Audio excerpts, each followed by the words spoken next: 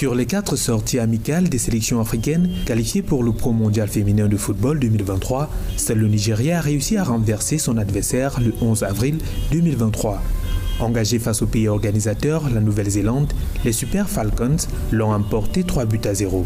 Une victoire facile obtenue grâce au but d'Ebi à la 34e, suivi de ceux de Eshengini à la 49e et de Oparanozie dans le temps additionnel. Regain de confiance après 7 défaites consécutives et une piètre 4e place à la dernière CAN féminine. Nous avons marqué 3 buts et obtenu un sans faute. Mais il y a encore beaucoup de choses que nous devons améliorer pour progresser. Et je pense que nous y parviendrons. Comme je l'ai dit, cela fait 2 sorties que nous construisons de mieux en mieux. C'est ce dont nous avons besoin avant d'aller à la Coupe du Monde.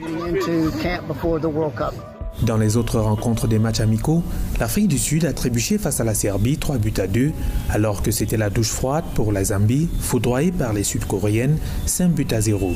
Les Lions de l'Atlas, quant à elles, s'inclinent sur le plus petit des scores face à la Roumanie 1-0.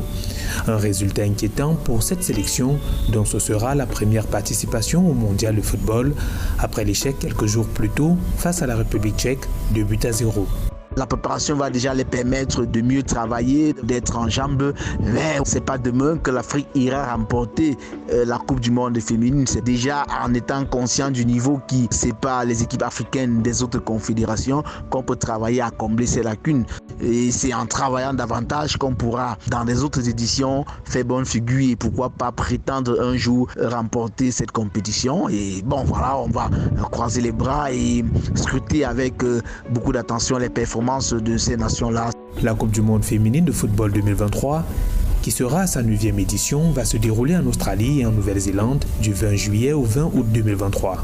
Le Nigeria évoluera dans le groupe B, la Zambie dans le groupe C, l'Afrique du Sud dans le groupe G et le Maroc dans le groupe H.